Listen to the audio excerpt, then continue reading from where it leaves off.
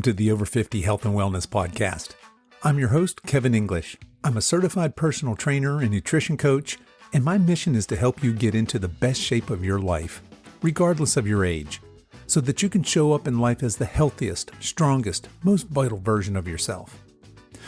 I want to let you know that if you enjoy this podcast, I have additional free resources over at www.silveredgefree.com.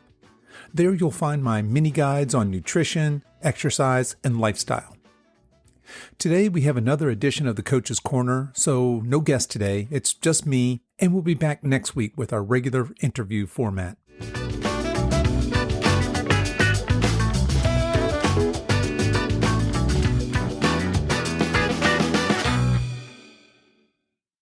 Here's what we're covering in this episode. I'll start out with a brief discussion of how things are going with my new client, Broc. If you're not familiar, Broc is a podcaster himself. He's the host of the Midlife Mastery podcast, and he's hired me as a personal trainer and nutrition coach. And he suggested that we share our journey on our respective podcasts, me from the coach's perspective and Broc from the client's perspective. If you'd like to learn more about this collaboration or about Broc, head over to the show notes at www.silveredgefitness.com/episode 63. Next up, we'll take a stab at defining fitness. This came up on Broc's podcast last week, and I'll share my thoughts on just what fitness is. From there, we'll chat for a few minutes about the problem with carbs. Carbs are definitely getting a bad rap these days, so we'll spend some time discussing why this is and try and cut through some of the noise surrounding carbohydrates. Then I'll do a brief review of a great book called Finding Milo by Dr. Aaron Horsch, and we'll wrap up today's episode with some of my takeaway thoughts from last week's podcast guests.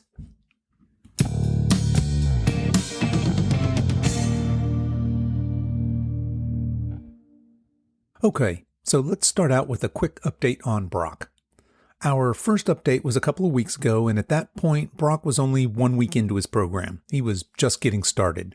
And if you want, you can listen to that. It was my first Coach's Corner episode, and you can find it at silveredgefitness.com/episode 60. Broc has just now completed his third week, and he's down a little over 5 pounds. He's got a goal of losing about 45 pounds, and he would like to hit that goal by January, so right about 6 months. On the nutrition side, I've asked Broc to track everything he's eating in an app called MyFitnessPal, which allows me to see his total calories each day. I can see his macros, that is his total proteins, fats, and carbohydrates each day, and it even lets me see exactly what he's eating. So first things first, Broc is in a calorie deficit. That is, he's eating fewer calories than he's expending. And so far, we've really focused on getting his protein up. And I go into detail on that in my last Coach's Corner, and he's done a great job of that. I'm a big believer in small steps, even tiny steps. The idea here is that as opposed to completely changing the way Broc eats all at once, we'll make small changes and give him time to assimilate these changes into his lifestyle. So he's been focused these first 3 weeks on tracking everything he eats and getting at least 100 grams of protein each day. And on this week's call, we added 2 new tasks. The first is Broc will pack his lunch the night before work, so there's no scrambling at the last minute to find something fast and convenient to eat. And the second has to do with Broc's energy drink consumption. He's currently averaging about 3 of those sugar-free energy drinks a day, and since he's not a coffee drinker, he's using these to get his caffeine fix. So starting this week, he's going to replace one of those energy drinks each day with a green tea. Now, it's important here to note that I did not suggest to Broc that he replace an energy drink with a green tea, although that's a great idea. I asked Broc what he thought he might use as a substitute, and he came up with green tea. And the reason I did that is I want his buy-in. I want this to be his idea and for him to have ownership of this. It's a lot easier for Broc to fail a task, or any client to fail a task, if it's my idea. If I say, hey, you should really be drinking green tea instead of, say, Monster energy drinks. while that's probably sound advice, I'm looking for Broc in this case to make the suggestion, something that he thinks that he can live with. So this is a great start.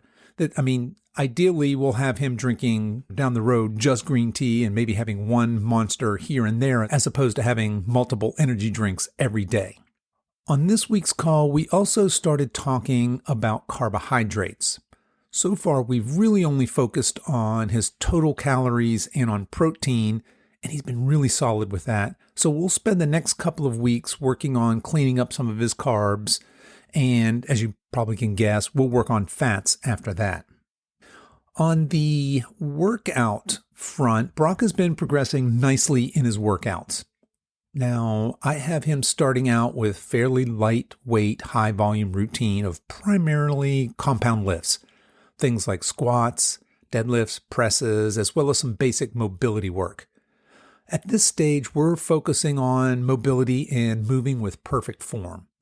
We're still adding weight to the barbell each session, but the weights are light and really shouldn't tax his muscles too much at this point. Now, if you recall, Broc has recently trained for and run a half marathon, and for his first 3 weeks, we haven't programmed any running, just 3 days a week of mobility and weightlifting. Starting this week, which is week 4, we'll be adding in 2 days of running, basically a 30-minute jog twice a week, as well as an extra day just focusing on mobility.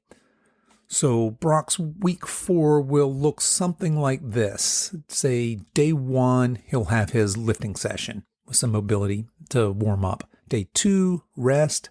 Day 3, lift. Day 4, maybe a morning run and an afternoon mobility session, or he could certainly do those back to back. Maybe rest on day 5, another lift on day 6, that will be his third lift, and then on day 7, another run. Now, that's a pretty big change from last week, which was just 3 days of lifting and mobility work. So we'll see how this goes, and then we'll make any adjustments on the next week's coaching call. But for now, Broc is progressing nicely, and I'm looking forward to seeing how he does with this week's increased load. Now, if you want to hear how things are going from Broc's perspective, head over to the Midlife Mastery podcast, and I'll drop a link to his site in the show notes here.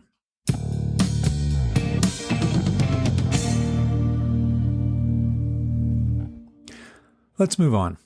I want to talk about fitness, specifically the definition of fitness and what it means to be fit. My Webster's New World College Dictionary, the 5th edition, it says, defines fitness as the condition of being fit, suitability, appropriateness, healthiness, etc. That's not much help, and I'm not a big fan of using the word we're trying to define in the actual definition. There are obviously many definitions of fit, but for our purposes, my dictionary defines fit as being, quote, in good physical condition, healthy, end quote. While that's a little bit better, it's not particularly helpful. So, who is fit? When I was doing marathons, I certainly thought of myself as being fit. And running a marathon does require a certain amount of cardiovascular fitness and some stamina. But during that time, I was weak, as in very weak. I had no real strength or power, and I didn't have any speed to speak of. I was just good at running at a slow to moderate pace for a few hours. So looking back, I'd have to say that I really wasn't all that fit. But then I moved on to triathlons. Now I was adding in swimming and biking in addition to my running. And while I probably improved my cardiovascular endurance a bit and maybe added a modicum of strength, certainly not very much, but at that point I considered myself to be really fit. But then I burned out on triathlons, and after a period of doing absolutely nothing, I joined a gym and started lifting weights. And like many gym newbies, I haphazardly drifted from program to program, and I half-repped my way along until I finally got enough experience in coaching so that I was lifting with halfway decent form and implementing some sort of progressive overload in my schedule. And it was working. I was getting stronger. and I again thought of myself as being fit. Now, I was a bit stronger. Actually, I was considerably stronger than I was before, than those endurance days, but I had zero cardiovascular health, no real endurance, and I completely ignored any kind of flexibility or mobility work. Okay, so it turns out that fitness can be tricky to define. One of my favorite discussions on fitness comes from CrossFit. Now, I know that CrossFit isn't for everyone, and certainly they do not get everything right. No one does. But they've put a lot of thought into defining fitness. Basically, they utilize 4 models to define fitness. The first is 10 general physical skills. The second is athletic task performance. The third is based on the human energy systems. And the fourth and final model are health markers. So let's take a look at each of these in a little bit more detail. The first are the 10 general physical skills, and these are cardiovascular, respiratory endurance, stamina, strength, flexibility, power, speed, coordination, agility, balance, and finally accuracy. Now, the idea here is that competency in each of these skills determines how fit or unfit you are. So putting this into practice, we'd want a comprehensive fitness program that addressed all 10 of these physical skills. So let's just take a quick look at each of these skills, these general physical skills. The first is cardiovascular and respiratory endurance, and this is the ability of your body to gather, process, and deliver oxygen to working muscles. Second is stamina, and this is the ability of your body systems to process, deliver, store, and utilize energy. The third is strength, which is the ability of your muscles to apply force. Fourth is flexibility. This is going to be the ability to maximize the range of motion at any given joint. Fifth is power, which is the ability of your muscles to apply maximum force in minimum time. So a little different than our definition of strength because now we have a time component in here. Sixth is speed, the ability to minimize the time cycle of a repeated movement. Seventh is coordination, and this is the ability to combine several distinct movement patterns into a singular distinct movement. Eighth is agility, which is the ability to minimize the transition time from one movement pattern to the other. So a little different than your coordination. Ninth is balance, which is the ability to control the placement of your body center of gravity in relation to your support base. And the 10th and final one is accuracy, which is the ability to control movement in any given direction or at a given intensity. Okay. So remember that we said that CrossFit defines fitness across 4 models. So we just talked about the first model, those 10 physical traits. The second model is athletic task performance. And what CrossFit means by this is the ability to perform pretty much any imaginable physical task. A good example of this is to imagine a group of active friends that are all sitting around and each one is claiming to be the fittest of the bunch. Maybe we have a power lifter, a marathon runner, a swimmer, a sprinter. We'll throw a gymnast in there and maybe even a bodybuilder to boot. Now, imagine that they're having this conversation, who's the fittest, and they can't agree. So they each get to select one event that the entire group has to do. And they decide that whoever has the best overall score is going to be the fittest of the bunch. The idea here is that to be considered truly fit, we should be able to handle a wide variety of physical tasks. As the name implies, CrossFit doesn't try to specialize in any one area, but encourages a wide variety of work tasks. The third model of fitness has to do with human energy systems known as metabolic pathways. So bear with me for a minute. We're going to get a bit geeky here. We have three metabolic pathways that provide energy for all of our activity. These are the phosphagen or phosphocreatine pathway, the glycolytic or lactate pathway, and the oxidative, also known as the aerobic pathway.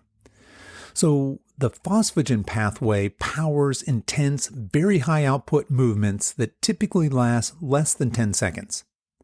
So an all-out max effort sprint or a heavy 1-rep max deadlift would be good examples of using this energy system, the phosphagen energy system. The second system, the glycolytic pathway, powers more moderate efforts, say from 10 seconds to 2 minutes. So this is still a hard effort, but it's not that all-out max effort like the phosphagen system. And finally, we have the oxidative pathway that powers easier efforts that last longer than several minutes. Now, it's important to note that these aren't really three completely separate systems. It may be more correct to think of them as a continuum. And from a fitness perspective, we'd want to have competency across all three systems in order to consider ourselves to be truly fit. So in my example above, I was very capable in the oxidative pathway as a marathoner and a triathlete, but I had no competency whatsoever in either of the other two systems.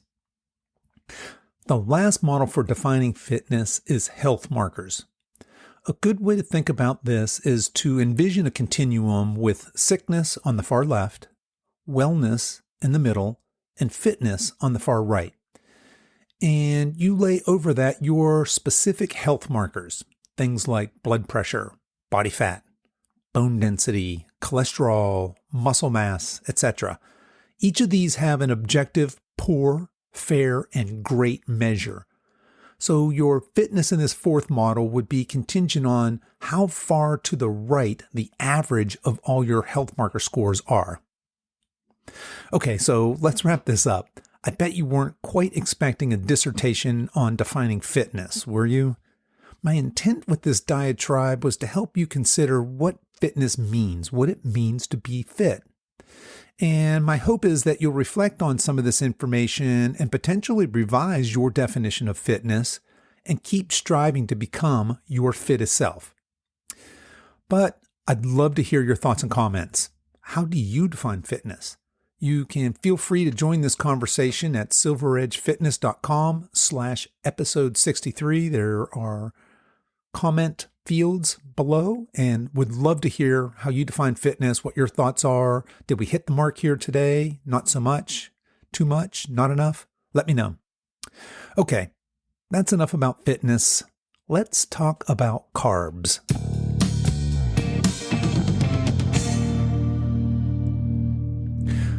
Okay, if fats were the culprit in causing obesity in the 70s and 80s, then carbohydrates, often referred to simply as carbs, are surely the scapegoat today. With all the low-carb and no-carb fads today, the poor carb has received a bad rap.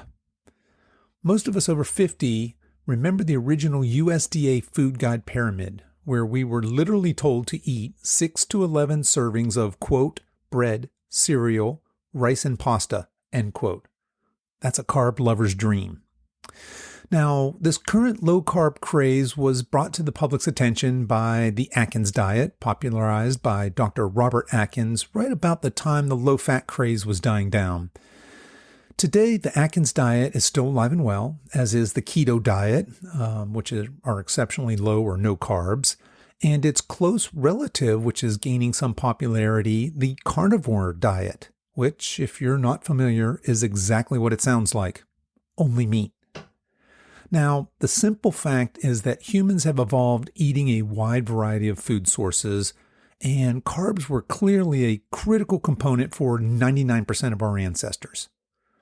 Where we modern humans run into serious troubles with carbs is when we get most of our carbohydrates from nutrient-poor, highly processed foods. All carbs are not created equal, and the nutrients in a Pop-Tart or a soda are not the same nutrients found in, say, fresh fruits and vegetables. The key takeaway here is that complex carbohydrates come from whole foods, like vegetables, fruits, grains, and legumes.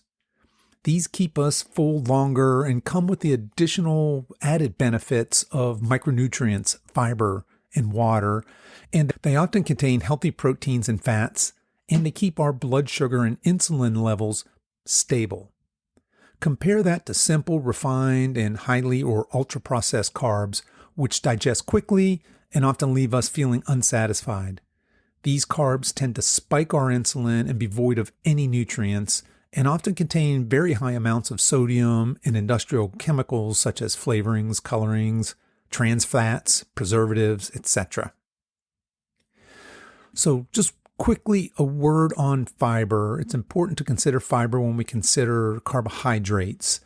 A recent study found that over 90% of Americans do not get adequate amounts of fiber in their diets.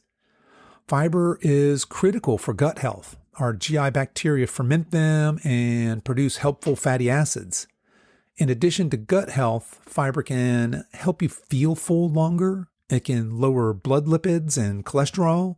It can lower the risk of colon cancer and reduce constipation. So for optimum health, you'd want to eat a variety of fiber-rich foods, and some of those might be things like oats, beans, peas, nuts, flax, chia, fruits, vegetables, certainly the dark leafy green vegetables. And all of these foods have the added benefit of being loaded with minerals and vitamins. So the problem with carbohydrates. There's a red-hot debate on this topic, with many in the keto camp claiming that carbs are the root cause of obesity. And in a way, they're half right. Carbohydrates are our body's preferred fuel source. The carbs we eat are converted to glucose, our cell's primary fuel source, and any extra is stored in the liver for future use. So far, so good. We've got some energy to fuel our bodies right now, and we've stashed away just a little bit for future use. The problem with carbs is twofold. Many people's diets consist primarily of carbohydrates, and they lead a very sedentary lifestyle. As mentioned above, leftover carbs are stored in the liver, but if the body still has leftover carbohydrates after that, it stores these as fat. And chronically overeating carbs and under-exercising leads to increased body fat, which kicks off a nasty chain of unhealthy events in your body.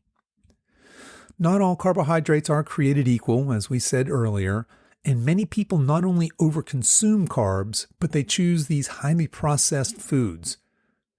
Again, there's a huge nutritional difference between processed foods like store-bought bread, pastas, packaged foods, and wholesome whole carbohydrate sources like vegetables, legumes, and whole grains. So how much carbohydrate should you eat? Keeping the above in mind, the average adult over 50 should shoot for 20 to 40% of their total calories from carbohydrates. Now, the amount of carbs you require in your daily diet really depends on your activity level. If you're inactive, you probably want to aim for the low end of that scale, whereas folks who are exercising intensely would probably do better at the upper end of that scale. Some of my go-to carbs are fruits, beans, lentils, oats, but not the instant or quick cook kind, whole grain rice, potatoes, sweet potatoes, and I'll occasionally throw in there some sprouted bread. Oh yeah, we should all be eating more vegetables as well, which I throw into the carb category. The key here is to avoid as many of the processed carbohydrates as possible. Things like conventional bread, cereal, including 99% of your granolas, pasta, white rice, juices, and of course, you should try to avoid the worst offenders such as sodas, muffins, energy drinks, chips, ice cream, fries, pastries, donuts, etc. The key takeaway here is that eating excess carbs and being relatively inactive is a sure way to increase insulin sensitivity, which leads to obesity and other nasty health problems. Now, for a deep dive on that, you might want to check out my podcast interview that I recently did with Dr. Morgan Nolte, and I'll drop a link to that show into the show notes here.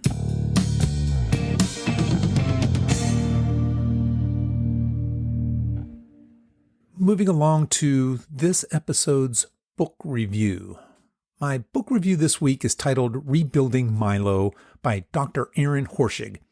Now, if that name sounds familiar, it's because Dr. Aaron is the man behind Squat University. And if you're not already following him on social media, I strongly suggest that you do. He's a sports physical therapist and a weightlifting coach, and his educational content is excellent. But before we talk about the book itself, I want to take a minute to talk about the significance of the title of this book. So the book is, again, it's titled Rebuilding Milo. And in case you're not familiar, Milo of Croton was born in ancient Greece during the 6th century BC and was the most revered athlete and wrestler of his time. He was a 5-time Olympic champion, and his feats of strength were legendary. But how did Milo get so strong, and what can we learn from this ancient strongman? Well, the story goes that one day a calf was born near Milo. And every day for 4 years, Milo would lift the calf on his shoulders and carry him, until one day he was no longer carrying a calf, but a 4-year-old bull. So, in this simple story, a couple of things jump out as relevant and timeless strength training principles. Number 1, consistency is key. Milo carried his calf every day. Carrying the calf once a week or sporadically would not have worked nearly as well and eventually would have led to failure. But by being consistent, Milo's strength grew as his calf grew, which brings us nicely to our second point, and that is apply the principles of progressive overload. Milo's load got a little bit heavier every day. His body was forced to adapt to these heavier loads. And as that calf grew heavier over time, Milo's body grew stronger as a result. Okay, back to the book review. The subtitle of this book is The Lifter's Guide to Fixing Common Injuries and Building a Strong Foundation for Enhancing Performance. And what I love the most about this book is that it puts control and responsibility for your body and the way it moves, well or otherwise, directly into your own hands. This book should be required for any of you out there that are coaches. But for the rest of you, you can think of this book as an owner's manual for moving well and pain-free, and really how to go about troubleshooting pain and injuries. Here's a quote from the intro of the book. Quote, "The commonly held belief that pain is a medical problem is incorrect. Treating the symptoms with painkillers and anti-inflammatory rather than addressing the cause of the pain will simply not resolve the problem. Instead, you need to correct your movement patterns, address your mobility limitations, and rebuild your strength in a safe and effective way." End quote. Now, this book is broken into body parts: the back, hip, knee, shoulder, elbow, and ankle. And each section contains some very useful information on common injuries, and then it gives you some screening and troubleshooting tests. Then, when you've uncovered your problem areas based on these screening tests, Dr. Aaron provides a treasure trove of helpful rehabilitative exercises that help you rebuild with the idea that you're fixing the root of the problem. You're correcting basic movement patterns or addressing mobility limitations so that you not only eliminate your pain, but you come back stronger and with improved movement and mobility to help ensure that you stay healthy in the future. For those of us over 50, I can't recommend this book strongly enough. I'll include a link to the book as well as Dr. Aaron's social media in the show notes of this episode. Again, you can find that at silveredgefitness.com/episode 63.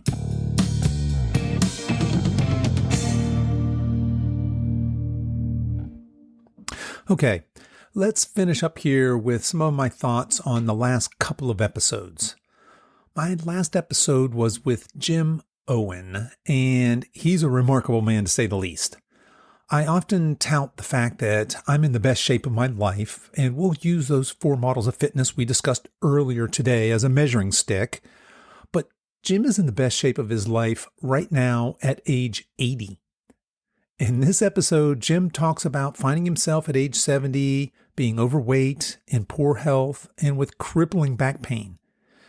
But slowly and surely, he started exercising, cleaned up his diet, and within 3 years or so, he was completely pain-free and found himself in great shape. And he was so moved by this life-changing experience that he wrote a book titled Just Move, A New Approach to Fitness After 50, and he's the producer of a docu-series called The Art of Aging Well. And I'll leave links to both of those in the show notes. And along the way, Jim also shared with us 6 traits of what he calls super-agers. And those 6 traits are being physically active, eating sensibly, managing stress, good sleep hygiene, the importance of positivity, and that 6th and final one is a sense of purpose. Now, if you haven't yet listened to this episode, I know you'll find it inspiring, definitely worth checking out. The episode before Jim's was with Dr. Morgan Nolte, and Dr. Morgan is a geriatric physical therapist turned weight loss coach, and she talked to us about her top tips to lower insulin resistance, to lose weight and prevent disease. She discusses what insulin resistance is and how it's at ground zero for weight gain, diabetes, heart disease, dementia, and how aging can increase insulin resistance. We talked a lot about the importance of mindset, how it's the foundation for basically all successes. And then she shares with us her 4 pillars of leading a low insulin lifestyle. And those were, number 1, nutrition and the importance on what and when you eat, as opposed to how much you eat. So that was an interesting conversation. Number 2, movement with an emphasis on strength training. Number 3, stress management and self-care. And finally, number 4, the importance of sleep, and specifically how it affects your hunger-regulating hormones, ghrelin and leptin. Dr. Morgan also gave us lots of great tips on ways to eat to support a low insulin lifestyle. And this was definitely a very informative discussion, and I personally took away a ton of great info. So again, if you want to check this out, I'll leave a link in the show notes.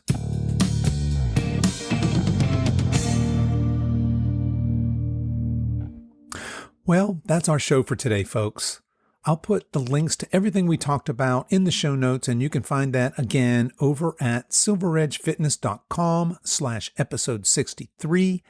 And don't forget to check out silveredgefree.com for more great free resources on how to live your healthiest, strongest life after 50. I'll be back next week with an interview with Debbie Krall. She's a 64-year-old author, speaker, personal trainer, and nutrition coach with over 3 decades of experience working from people from couch potatoes to pro athletes. And she's got a fun and great personal transformation story. I'm sure you're going to love it. Anyway, thanks so much for spending your time with me today. And until next time, stay strong.